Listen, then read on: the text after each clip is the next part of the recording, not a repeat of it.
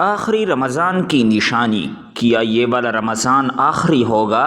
جاننے کے لیے ویڈیو کو آخر تک ضرور دیکھیے۔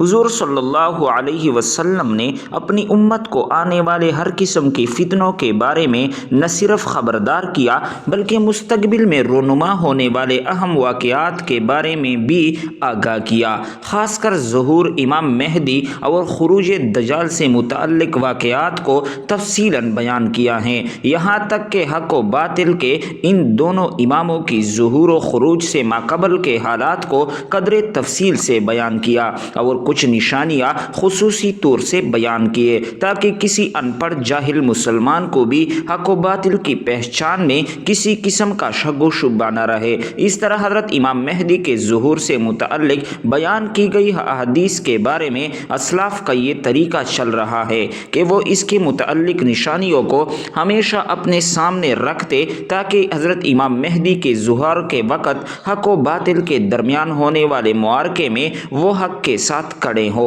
اور باطل ان کو دھوکہ نہ دے سکے۔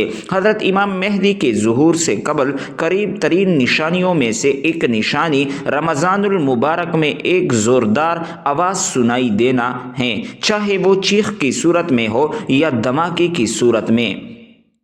نصف رمضان کی رات یعنی 15ویں شب کو ہوگا اور وہ جمعہ کی شب ہو۔ اسی طرح اس رمضان میں سورج گرہن کا ہونا، آسمان پر ستون کی مانند کسی چیز کا روشن ہونا اور سب سے بڑھ کر اس رمضان میں ملک شام میں سفیان کی جانب سے مسلمانوں کا قتل عام کرنا وغیرہ وغیرہ۔ حضور نبی کریم صلی اللہ علیہ وسلم نے فرمایا، رمضان میں ایک زبردست آواز آئے گی۔ صحابہ کرام رضوان اللہ تعالی علیہم اجمعین نے پوچھا، یا رسول اللہ صلی اللہ علیہ وسلم، آواز رمضان کے اول میں ہوگی، درمیان میں ہوگی یا پھر آخر میں؟ حضور صلی اللہ علیہ وسلم نے فرمایا، نصف رمضان میں۔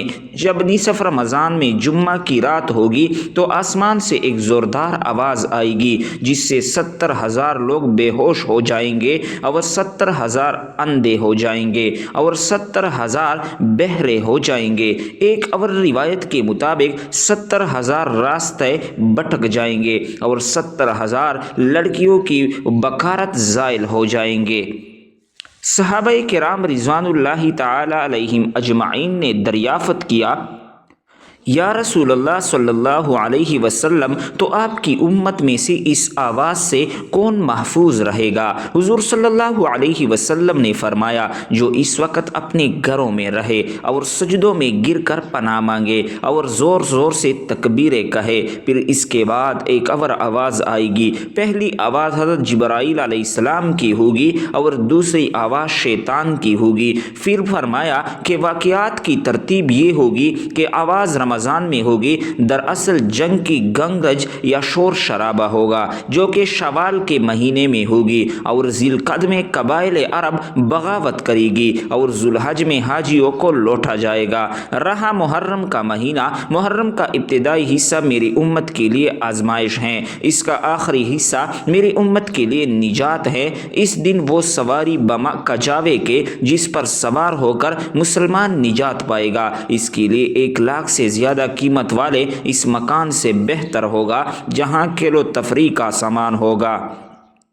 حضور صلی اللہ علیہ وسلم نے فرمایا، رمضان میں ایک آواز سنائی دے گی، شوال میں شور شرابہ ہوگا، ذی القعدہ میں قبائل کی باہمی کشمکش، اس سال حاجیوں کو لوٹا جائے گا اور مینا میں بڑا کشت و خون ہوگا، بہت سے لوگ قتل کیے جائیں گے۔ وہاں اس وقت خونریزی ہوگی جبکہ وہ جمرہ عقبہ میں ہوں گے، اور محرم میں ایک ندا دینے والا آسمان سے ندا دے گا کہ جان لو یہ مہدی اللہ کا خلیفہ ہے، اس کی سنو اور اطاعت کرو۔ حضرت عبداللہ ابن مسعود رضی اللہ تعالی عنہ سے روایت ہے کہ حضور صلی اللہ علیہ وسلم نے فرمایا، رمضان میں چیخ سنائی دے گی تو شوال میں شور شرابہ ہوگا اور ذی القعدہ میں قبائل کی بغاوت ہو اور ذوالحج میں خون، اور محرم کا مہینہ تو کیا ہی مہینہ۔ ہم نے پوچھا کہ یا رسول اللہ صلی اللہ علیہ وسلم، یہ چیز کیسی ہوگی؟ حضور صلی اللہ علیہ وسلم نے فرمایا،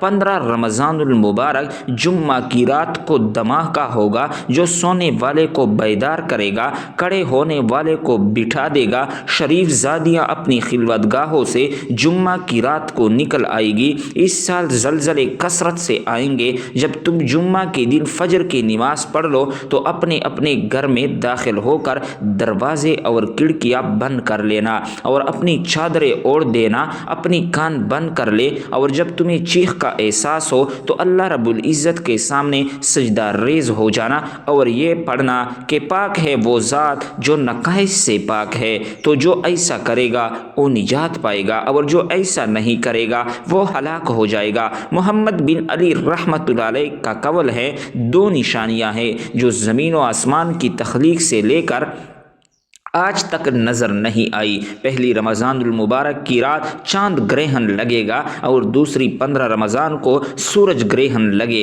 جب سے اللہ نے زمین و آسمان کو پیدا کیا ایسا نہیں ہوا۔ یہ بات حقیقت ہے کہ سورج گرہن ہمیشہ چاند کی شروع کی تاریخوں میں ہوتا ہے اور چاند گرہن ہمیشہ ایام 20 یعنی 13، 14 اور 15 تاریخ کو ہوتا ہے، لیکن ظہور مہدی سے ماہ قبل رمضان میں یہ ترتیب بدل جائے گا۔ حضور نبی کریم صلی اللہ علیہ وسلم نے فرمایا، لوگوں قیامت سے پہلے ایک رمضان ایسا آئے گا جس میں ایک ایسی شدید آواز آئے گی اور دنیا میں کوئی نہیں جان سکے گا کہ آواز کہاں سے آئی۔ حضور صلی اللہ علیہ وسلم نے فرمایا، اگر رمضان میں ایسی آواز سنائی دے جس کا کوئی کوج نہیں لگایا جا سکا تو پھر ایک سال کا رزق اپنے گھروں میں سمیٹ کر رکھ لینا کہاں کی عقل مندی ہے۔ حضرت جابر رضی اللہ تعالی عنہ فرماتے ہیں کہ میں نے حضرت محمد صلی اللہ علیہ وسلم کو یہ فرماتے ہوئے سنا کہ میری امت میں ایک جماعت یوم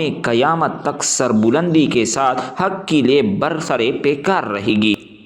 اس سے معلوم ہوتا ہے کہ مومنین کے ایک ایسی جماعت قیامت کے دن تک زندہ رہے گی، مگر مندرجہ ذیل احادیث طیبہ میں صراحت ہے کہ قیامت سے پہلے تمام مومنین کو موت آ جائے گی اور قیامت کے دن کوئی مومن زندہ نہ ہوگا۔ حضرت علی کرم اللہ وجہہ سے پوچھا گیا کہ وہ کون سا عمل ہے جسے موت کے وقت ملک الموت انسان کی تعظیم کرتے ہیں، اس کی روح سکون سے قبض کرتے، تو حضرت علی رضی اللہ تعالی عنہ نے ارشاد فرمایا، اے شخص، وہ 3 عمل یہ ہیں، جو انسان یہ 3 کام کرتا ہے تو فرشتہ موت اس کی تعظیم کرتا ہے، یوں وہ اپنے مالک حقیقی سے جا ملتا ہے۔ جب حضور نبی کریم صلی اللہ علیہ وسلم کی وفات کا وقت قریب آیا تو حضور صلی اللہ علیہ وسلم نے فرمایا، کیا میری امت کو موت کی تکلیف برداشت کرنی پڑے گی؟ تو فرشتے نے کہا، جی ہاں کرنی پڑے گی۔ حضور صلی اللہ علیہ وسلم کی آنکھ مبارک سے آنسو جاری ہو گئے تو اللہ تبارک و تعالی نے فرمایا، اے محمد صلی اللہ علیہ وسلم، آپ کی امت اگر ہر نماز کے بعد آیت الکرسی پڑھے گی تو موت کے وقت اس کا ایک پاؤں دنیا میں ہوگا اور دوسرا جنت میں ہوگا۔ حضرت سیدنا ابو امامہ رضی اللہ تعالی عنہ فرماتے ہیں کہ حضور صلی اللہ علیہ وسلم نے فرمایا، جو شخص ہر فرض نماز کے بعد آیت الکرسی پڑھے تو اس کو جنت میں داخل ہونے سے موت کی سوا کوئی چیز نہیں روک سکتی۔ ام المؤمنین سیدہ عائشہ صدیقہ رضی اللہ تعالی عنہا فرماتی ہیں کہ میں نے نبی کریم صلی اللہ علیہ وسلم کو دیکھا کہ جب حضور صلی اللہ علیہ وسلم سکرات الموت میں مبتلا تھے تو حضور صلی اللہ علیہ وسلم کے پاس پانی کا پیالہ موجود تھا اور رکھا گیا تھا جس میں پانی تھا۔ حضور صلی اللہ علیہ وسلم پیالے میں اپنا ہاتھ ڈبوتے، اپنے چہرہ مبارک پر پھیرتے اور یوں فرماتے، اے اللہ، موت کی سختی دور کرنے کے ساتھ ساتھ میری مدد فرما۔ اللہ رب العزت ہمیں بھی موت کی سختی سے محفوظ فرمائے، آمین آمین ثم آمین۔ ناظرین، اس طرح بہترین ویڈیو کے لیے اردو وائس کی صورت میں کہانیاں، اقوال زرین، بہترین اسلامک انفارمیشن، اسلامک واقعات، اس کے علاوہ سبق آموز کہانیاں اور واقعات آپ کو اس چینل پر ملیں گے۔ چینل کو ضرور سبسکرائب کریں، گھنٹی کو دبائے رکھیں تاکہ ہماری ہر نئی ویڈیو آپ کو بروقت پہنچ سکے۔ اپنے بھائی کو نئی ویڈیو تک اجازت دیجیے۔ اللہ حافظ۔